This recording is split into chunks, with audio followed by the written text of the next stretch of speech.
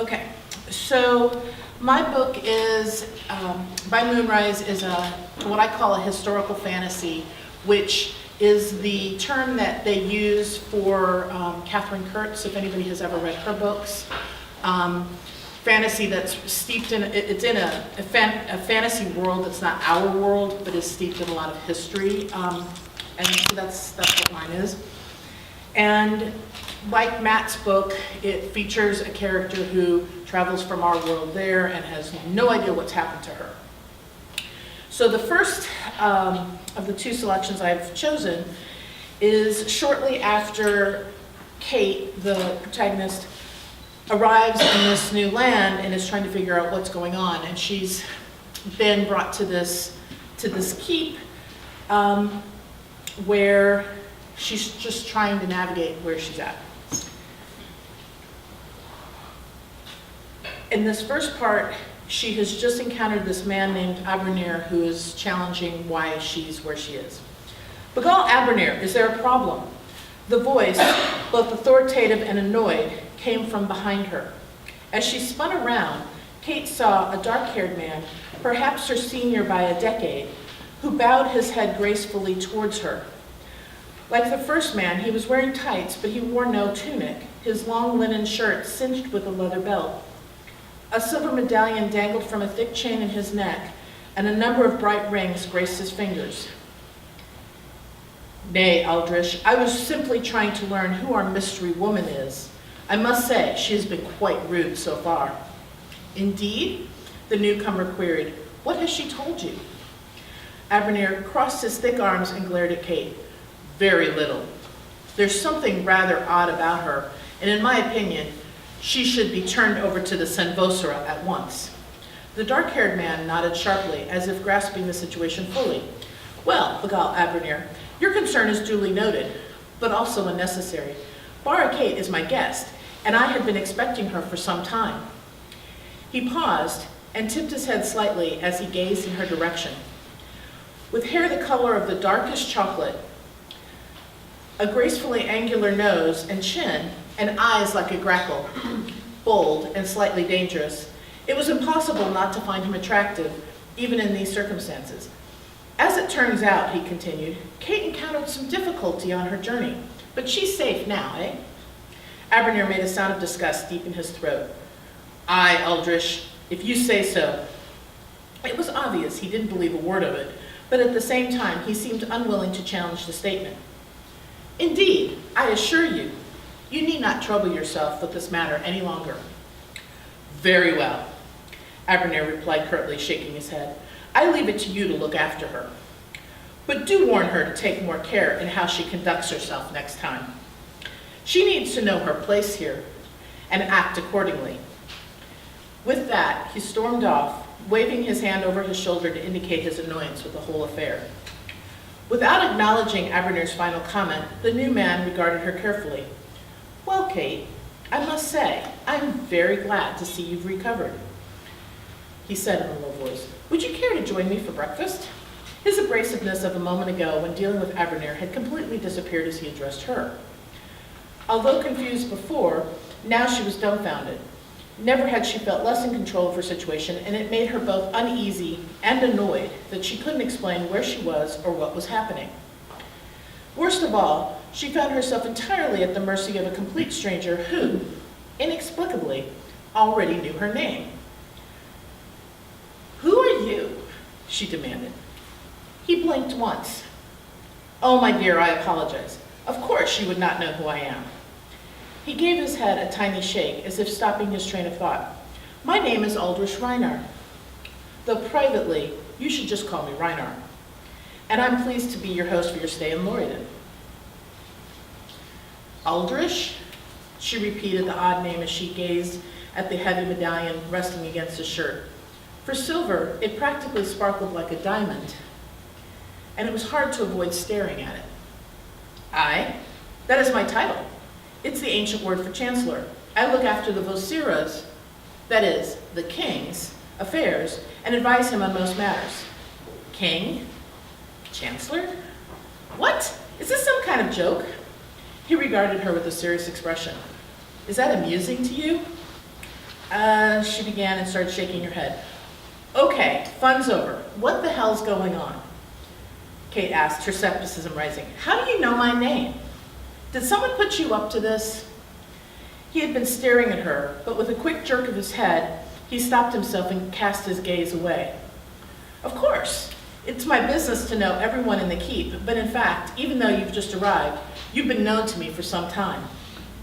He leaned closer, and as if suggesting there were secrets better off not being spoken here, added, as for the rest, there will be plenty of time to talk about it later. Changing the subject rapidly, he asked, Are you hungry? As soon as he asked the question, her stomach rumbled. Yeah, actually I am, but she found herself mentally tripping over what he had just said. I don't understand. You need to tell me where we are and what's going on. Why are we dressed like this? The last thing she could remember was standing in the backyard of her mom's house in the rain. How could she have ended up here? Was her crazy family behind all of this?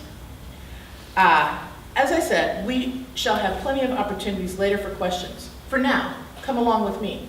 To emphasize his point, he pivoted on his heel and began walking rapidly down the long hallway, past fat candles flickering happy on their pedestals and long tapestries tracing out unknown tales in silver and bright-colored threads. Not wanting to be left behind, she followed, though his pace forced her to jog to catch up to him. Seriously, where are we going? My quarters. I already have breakfast on its way. And I should just tell you, they don't end up in his quarters.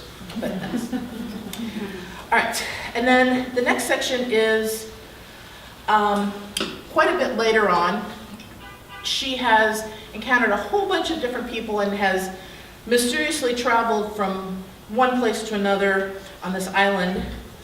And she's now in the company of some men who are being led by a man called Dosedra Arik, who is the king, the Vosira's younger brother, and is not going to inherit. That's the title, Dosedra.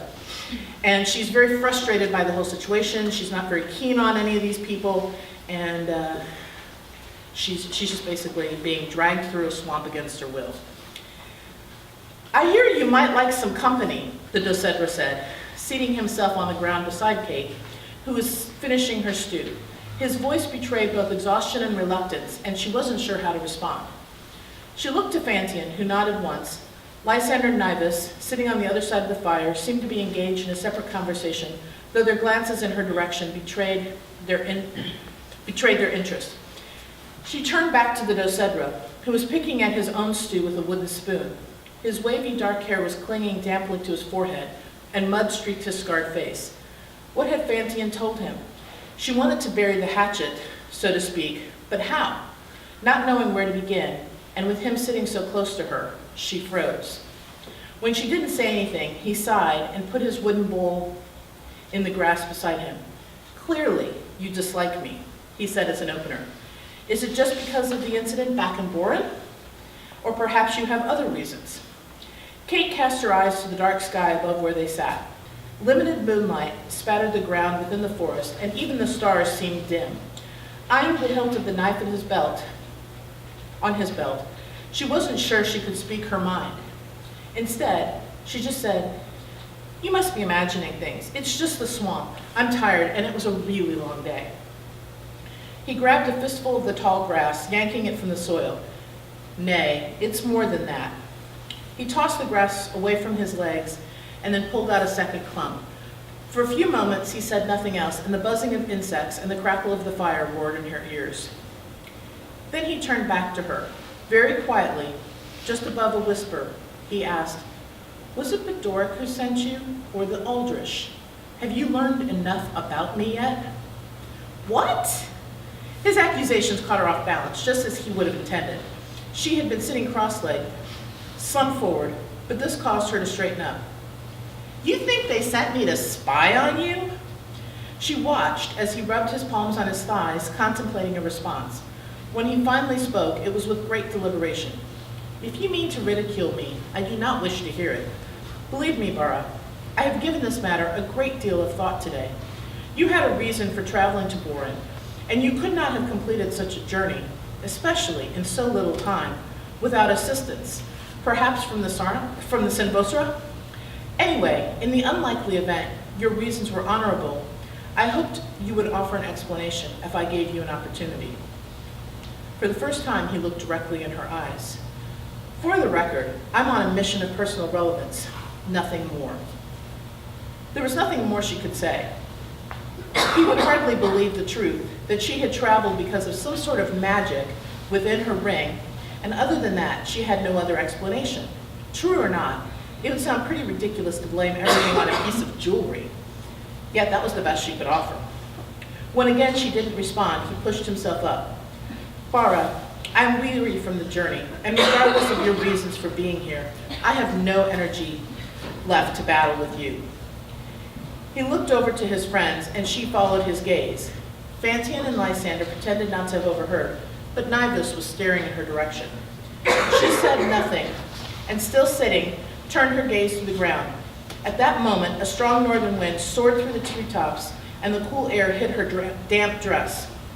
Involuntarily, she hunched over, and as the chill set off a wave of shivering, she once more caught herself wishing she had come. Take off your dress. His words caused her to forget her discomfort, and she raised her eyes. What? She exclaimed. Descender Arik hesitated and then bent down towards her. I spent most of 8 years in the borderlands, where it rained all the time. If you try to sleep in that heavy gown, it won't dry, and you will be so stiff in the morning you won't be able to walk. That's assuming, of course, that you're lucky enough not to freeze to death. He reached to his throat and unhooked his cloak. Keep your shift on and then wrap yourself in this. I don't need your help. She was being stubborn, even though inwardly she knew he was right. It's not a request. Here, I'll hold it up so you can have some privacy. She sighed, but realized he was serious. Already, he was holding the cloak out like a broad curtain, his head turned away. Fine, she agreed, and quickly, and not a little self-consciously, she stripped the dress from her shoulders. When the colder air hit her damp, bare skin, she gasped and grabbed the cloak. It was soft on the inside, like brushed flannel, and as soon as she wrapped it around herself, she felt better. Give your dress to Sander and he'll hang it where it can dry. He nodded to his friend. Should you need anything else, I am at your service. No matter what you think of me, I am not a heartless man. He turned to walk back towards the trees. Cynically, under her breath, without thinking, she said, so that's what you tell yourself. What do you mean by that? He heard her, nothing. Nay, lady, tell me what you meant. She shivered again, though this time it had nothing to do with the weather. Even so, she pulled the cloak tighter around her shoulders. She wanted to be brave, but she found it difficult even to speak. Finally, in hushed tones, she found the words. I've heard the stories, same as everyone. How you abandoned your men to die. Then you came home and expected everyone to call you a hero. He swallowed, but when he spoke again, his voice cracked slightly. Who told you such things? You don't deny them? The Dosedra, choked with frustration, raised his arms in the air, curling his hands into fists that would pound the murky clouds above him. His actions caused her to flinch, and she thought he would strike her. Then he let his hands drop. You have it all wrong, Bara. I never abandoned anyone. He shook his head, unwilling to go into further details. And I'm certainly not willing to be called a hero. Whatever, I heard differently. What did... He began, but stopped, and instead just said, what you heard was a lie, but I'm not here to argue the point. So why are you here then? She challenged him. She had no idea why she was pressing the issue, but she continued anyway. If you have nothing to hide, why are you in the middle of a swamp running from the Senvosra? Nay, Bara, it will not go that way. I will not answer any more of your questions until you explain why you're following me. Don't be ridiculous. Why would I want to follow you? I don't even know you. He snorted derisively. If you're not following me, then how did you come to be in the Torpon that night when I met with Fantine and Sander? What are you talking about? I never... Suddenly the memory of laying in the grass vividly came back to her, so clearly that she even remembered the voices of the men who found her, and the soft blanket one of them used to cover her. A blanket that was exactly like the cloak that she now wrapped tightly around herself. Even now, she caught the scent of rosemary in her nostrils. That was you? He raised an eyebrow, as if surprised by her response. Of course, I carried you back to Lorrington even as I came home myself, and the guards at the gate said they would see you safely home. I assumed, from the way you looked at me at the Cointreau, that you remembered but didn't want to say anything to anybody. She sighed, suddenly feeling deflated. It explained why the men had acted so strangely when she entered the inn, and even why he had ignored her at the Cointreau. I had no idea. I only remember bits and pieces from that night. Seeing the skepticism in his eyes, she reiterated, honestly, no one told me a thing. If I had only known that was you. Now she was annoyed for an entirely different reason. He nodded once. Then why were you in Boren? Her brain was working hard to piece everything together. No wonder he thought she was following him. Suddenly she was angry that no one, particularly Reiner, had shared this piece of information with her. Had she known, their interaction at the inn that might have gone much differently. Look, as I said last night, I only went to the tavern so I could get out of the rain. And I never had any idea who you were until I saw you at the Cointreau. I certainly would have had no reason to follow you. It was the truth. She hoped it would be enough. He snorted again, perhaps a little amused, but also clearly doubtful of her story. It makes for a good tale, Laura, but I'm not so easily fooled. Even if you had left the city immediately after the Cointreau, you could have never reached Boren so quickly unless you traveled with Senvosra. Even the four of us, riding hard, had only arrived earlier in the day. He folded his arms across his chest and shook his head, his mind made up. I just wish I could determine why you refused to speak the truth.